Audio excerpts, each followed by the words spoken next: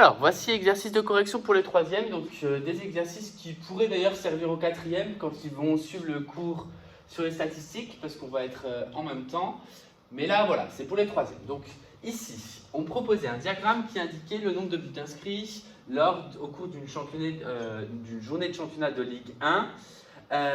Et donc, du coup, plusieurs questions en termes de lecture de diagramme. Donc, à voir, est-ce que vous êtes capable de lire ce type de diagramme? J'espère que oui. Il y a des réponses que je vais donner à l'oral, d'autres que je vais juste noter le résultat. Certains, je vais noter les calculs. Vous, évidemment, la difficulté n'est pas dans la réponse, mais dans le fait de penser à rédiger, et notamment rédiger des phrases-réponses. Alors, combien y a-t-il de matchs disputés? Alors ça, voilà, c'est quelque chose de peut-être connu, le nombre de matchs en Ligue 1. Maintenant, comment on peut savoir le nombre de matchs disputés? Pour ça, il faut savoir, du coup, ici, ça nous indique le nombre de matchs. Si on lit un peu ce diagramme, il y a eu 0 but dans un match. Il y a eu 2 buts dans 3 matchs. Donc déjà là, on est à 4 matchs au total. Donc ainsi, en additionnant les résultats, on va pouvoir trouver le nombre de matchs total. Donc le nombre de matchs total, il y en a 1, plus 3, plus 1, plus 1, plus 2, plus 2, ce qui, en toute logique, devrait correspondre à la réalité et donner 10, puisque là, on a 4, 5, 6, 8, 10. Donc le nombre de matchs disputés est 10 matchs. Le nombre total de buts inscrits. Pour trouver le nombre total de buts inscrits, on va calculer par rapport au match où il y a eu plusieurs buts. Déjà ici, il y a eu un match où il y en a eu 0, donc ici on a 0. 2 matchs où il y en a eu 3. Ça signifie qu'on est à un total de 6, parce qu'on va calculer 2 fois 3. Plus 3 fois 1, plus 4 fois 1, puisqu'il y a un match où il y en a eu 3, un match où il y en a eu 4, plus 2 fois 5, plus 2 fois 6. Ainsi, en calculant ce total, ça nous donne le nombre total de buts inscrits au cours de cette journée, ce qui signifie au total aussi, dans cet exercice, où on aurait pu calculer la moyenne de buts inscrits dans cette journée, puisqu'on a le nombre total de buts inscrits par rapport au nombre total de matchs. En calculant le rapport des deux, ça nous donne la moyenne. Donc ça ferait une question supplémentaire à rajouter. Dans tous les cas, ici, j'ai 6, 10, 13, 23, 35. Donc 35 buts inscrits dans cette journée, ce qui fait une moyenne de 3,5 buts par match, puisque 35 buts en 10 matchs, cela revient à dire 3,5 buts par match. La fréquence en écriture décimale des matchs où 2 buts ont été inscrits. Donc 2 buts ont été inscrits dans 3 matchs sur 10. Donc 3 matchs sur 10, il y a eu 2 buts, ce qui revient à dire que la fréquence décimale est de 0,3, ce qui correspond aussi en fréquence en pourcentage à 30%. Donc calculer une fréquence, on se pose la question, justement, quelle est la question qu'on se pose? C'est le nombre de matchs où il y a eu 2 buts, il y en a eu 3. Sur le nombre total, donc c'est l'effectif demandé sur le total, 3 sur 10, ça fait donc 0,3, ce qui revient à dire 30 sur 100, c'est-à-dire 30%. Voilà un petit exercice niveau 5e au passage. Ensuite, on vous proposait un tableau qui indiquait la répartition des temps obtenus des participants à une course. Ce tableau, je le lis de la façon suivante, il y a 5 participants qui ont mis 20 minutes. 9 qui ont mis 21 minutes, etc., etc. Et on veut savoir quel est l'effectif total des coureurs. Je vous l'ai dit, et ça c'est important à comprendre dans un exercice de statistique, toujours rajouter la case totale. On ne la rajoute pas par hasard, on la rajoute parce qu'elle est utile.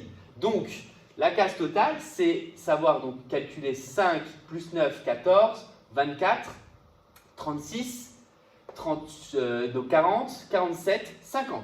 Donc il y a 50 coureurs au total qui ont participé à cette course. Donc là, la réponse c'est 50. Sous forme fractionnaire, la ligne des fréquences.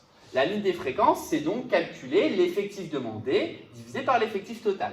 Divisé par 50, c'est facile, donc je vais rajouter la ligne fréquence ici. Je ne sais pas si j'aurai besoin recopier le tableau et ajouter une ligne fréquence, si. Mais pour la réponse B, calculer sous forme fractionnaire la fréquence des coureurs qui ont réalisé un temps de 22 minutes, il y en a 10 sur 50. Donc ça, c'est la fréquence. La fréquence, c'est 10 personnes qui ont mis 22 minutes sur combien au total? Sur 50, ce qui revient à dire en pourcentage 20%. Puisque pour passer de 50 à 100, il faut faire x2. Donc si maintenant on représente toutes les lignes fréquences, pour ça, je vais refaire mon tableau en entier, puisque vous avez dû le refaire en entier, je vais faire l'effort aussi. Donc 20, 21, 22, 23, 24, 25 et 26 et total. Donc il y a 5, ici il y a 9, 10, 12, 4, 7, 3, total 50. Et si je la veux en... Donc là, on me la demande en écriture décimale. Maintenant, si je la voulais en pourcentage, je vous rappelle que le total, c'est 100%. Si c'était en pourcentage qu'on me demandait, mais ce n'est pas le cas ici, il suffirait juste de faire x2. Ici, du coup, ce qu'on va faire, c'est faire x2, mais divisé par 100, parce qu'on ne le veut pas en pourcentage. Donc ici, ça va donner 5 sur 50, donc 10%, c'est-à-dire 0,10. 9 sur 50, donc 18%, ça veut dire 0,18. Ensuite, ici, 0,20. Ensuite, ici, 0,24. Ici, 0,08. Ici, 0,14. Et ici, 0,06. En additionnant tout, on est censé retrouver. Donc ça, c'est la ligne fréquence. Ça, c'est la ligne effective. Je vous rappelle juste, j'ai été peut-être un peu vite, que pour trouver cette fréquence-là, il me suffit, du coup, de diviser par 50. Donc 5 divisé par 50, ça fait 1 dixième, ça fait 0,1, etc., etc. Et pour diviser par 50, vous faites x2, vous divisez par 100, et ça va tout seul de tête. Pourcentage de coureurs ayant réalisé un temps entre 21 minutes inclus et 24 minutes inclus. Il y a donc toute cette partie-là qui vont être concernées. Pour l'avoir en pourcentage, qu'est-ce que je vais faire? Je peux transformer chaque pourcentage et les additionner, ou additionner tout ça, mais dans tous les cas, ça me donne 18% pour 21 minutes, plus 20%, plus 24%, plus 8%, ce qui donne un pourcentage global de, donc ici, j'ai 38, 58, 62, 70%. Donc 70% des coureurs ont mis un temps entre 21 minutes et 24 minutes pour faire cette course. Vous voyez là, rien de compliqué, c'est juste un petit calcul sur le calcul de fréquence, puisque j'ai peut-être été un petit peu vite quand on en a reparlé en cours, mais encore une fois, le calcul de fréquence, et notamment le calcul de fréquence en pourcentage, c'est une compétence de début de cycle 4, c'est-à-dire à peu près niveau 5e. Voilà pour ces deux premiers exercices. Ensuite, on devait faire un tableau de regroupement par classe. Donc, regrouper par classe, c'est se dire, voilà, j'ai beaucoup de réponses, je veux les regrouper dans des intervalles, un petit peu comme ce qu'on a fait avec le temps de travail que vous mettez. Au passage, si les parents m'écoutent, sachez que vos enfants, en moyenne, mettent environ 3h30 par jour pour travailler. Normalement, une journée de cours classique dure 6 heures.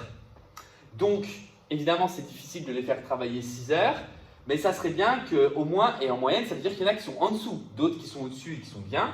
Moi, j'estime qu'un temps correct pendant cette période à distance, c'est 4-5 heures par jour. Et juste lundi au vendredi, sans compter le week-end. Donc, voilà. Essayez, parce que certains commencent à reprendre du retard. Essayez à vous remotiver, c'est pas fini, il faut y aller jusqu'au bout. C'est important pour vous, que ça soit pour votre orientation et surtout par la suite, pour se préparer à peut-être une scolarité qui sera comme ça encore quelques mois.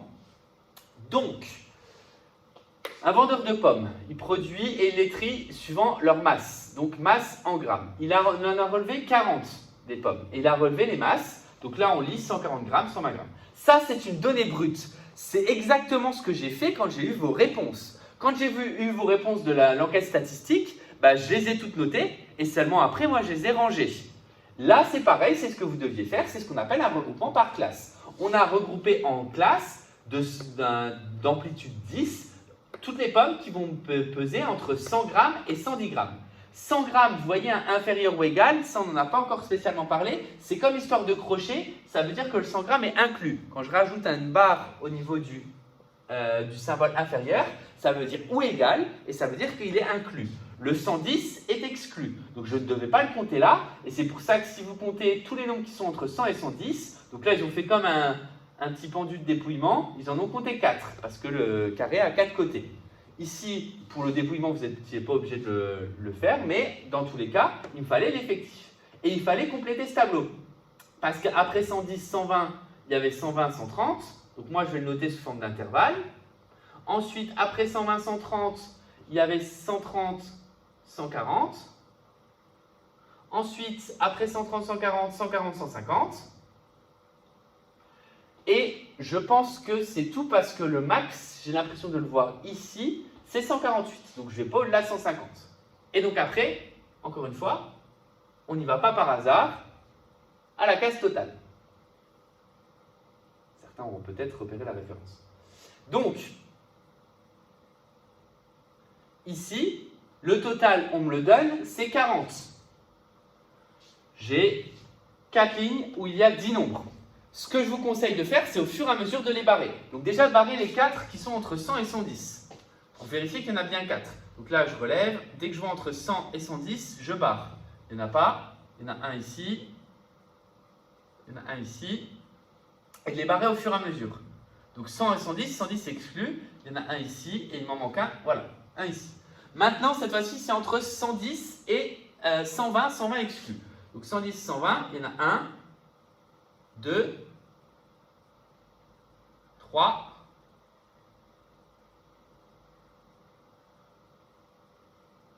4, 5, 6. Si je ne me trompe pas, il y en a 6. Entre 120 et 130, 120 inclus. Il y en a 1, 2, 3 et 130 exclus.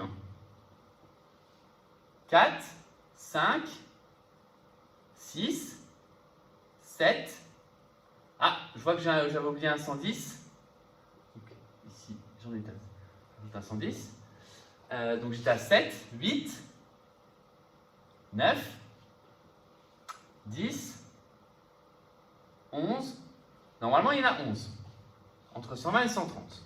Ensuite, entre 130 et 140. 130 et 140, il y en a 1, 2, 3, 4, 5, 6, 7, 8, 9 et 10. Normalement, là j'en ai 10.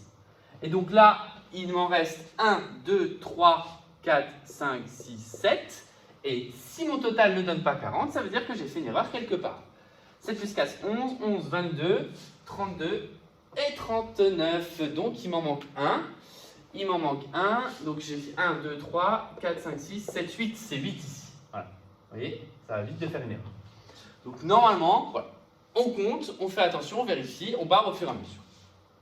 Donc voilà pour un regroupement par classe. Là maintenant, vous pourrez très bien vous demander de calculer la moyenne. Pour calculer la moyenne, je vous rappelle, vous prenez le centre ici de cet intervalle, c'est 105, parce qu'entre 100 et 110, le milieu c'est 105, ensuite 115, ensuite 125, etc. Et vous considérez que toutes les pommes qui sont entre 100 et 110 grammes mesurent 105. Il y en a peut-être qui pèseront plus, d'autres qui pèseront moins, mais au final, ça va à peu près se compenser. Et pour calculer la moyenne, il suffit de faire 4 fois 105, plus 7 fois 115, plus 11 fois 125, plus 10 fois 135, plus 8 fois 145, et diviser par le nombre total de résultats, c'est-à-dire 40. Mais là, on ne vous le demande pas. Donc voilà, donc j'ai peut-être été un peu vite, mais si la moyenne était demandée, et ça aurait été une bonne question, 4 fois 105, donc je le note ici, parce que ça fera partie des choses que vous devrez savoir faire. Donc 4 fois 105, plus 7 fois 115, plus 11 fois 125, plus 3 petits points, plus 8 fois 145. Donc vous prenez l'effectif, vous multipliez par le centre, et vous divisez le tout par le total, l'effectif total, c'est-à-dire 40. Je ne fais pas le calcul, mais voilà si on vous a demandé la moyenne. Combien de pommes, et cette fois-ci c'est de pommes, de ce lot présente entre 120 grammes inclus, 140 exclus. 120 inclus, 140 exclus, il y en a 21, parce qu'il y en a 11 plus 10. Vous n'êtes du coup pas obligé de repasser par cette liste-là. Combien de pommes, donc il y en a 21 ici. Combien de pommes de ce lot pèsent 110 grammes ou plus? 110 grammes ou plus, c'est à partir de là, c'est donc toutes celles-ci, donc c'est les 40 moins les 4 ici, donc il y en a 36. Là, on vous a demandé un nombre de pommes. Maintenant, si on vous avait demandé une fréquence ou une proportion, ça serait à chaque fois sur 40. Il y aurait, en termes de proportion de fréquence, 21 pommes sur 40 qui pèseraient entre 120 grammes et 140. Il y aurait 36 pommes sur 40 qui pèseraient plus que 110 grammes. Donc attention au mot, est-ce que c'est combien ou est-ce que c'est quelle proportion? Proportion, c'est fréquence, combien, c'est un effectif. Voilà pour cet exercice 27. Encore une fois, normalement, en termes de difficulté, il n'y en a pas. Là, on va attaquer plus des choses niveau justement 3e, voire 4e, puisqu'on va vous parler de calculer des moyennes. Alors, pour calculer, donc on a représenté les saumons, 50 saumons qui ont été capturés. Il y en a 4 qui pèsent 2,5, il y en a 13 qui pèsent 3 kg, etc. Et on veut du coup déterminer leur masse moyenne.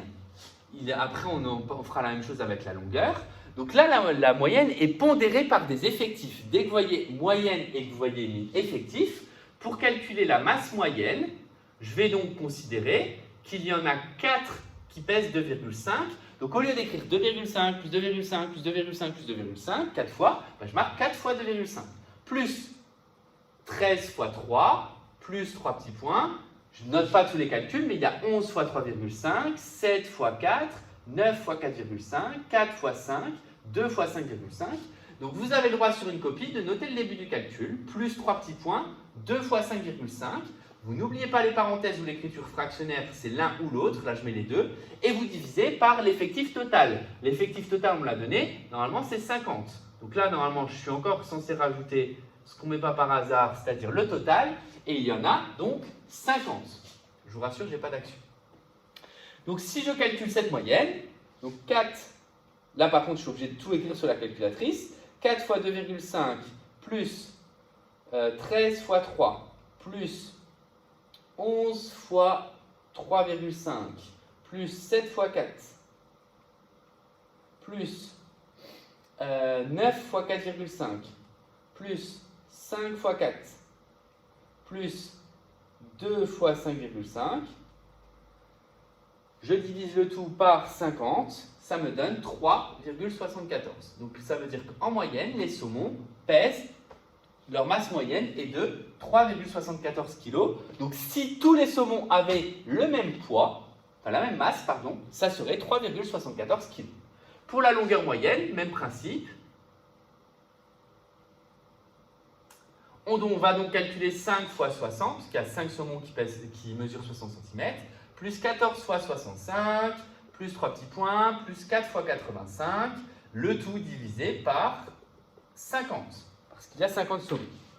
Alors, donc, je fais ce calcul, 5 fois 60, plus 14 fois 65, plus 12 fois 70, plus 8 fois 75, plus 7 fois 80, plus 4 fois 85, le tout divisé par 50, ça me donne 71. Donc 71 cm en moyenne. Donc le saumon moyen de cette rivière pèse 3,74 kg pour 71 cm. Voilà pour ces exercices de révision sur calcul de moyenne, fréquence, effectif, regroupement par classe. Donc j'ai en plus ajouté un calcul de moyenne. Donc ça, c'est vraiment la base de ce qu'il faut savoir. Maintenant, dans le cours, nous allons étudier la médiane et l'étendue, qui sont donc les deux nouvelles notions à bien maîtriser.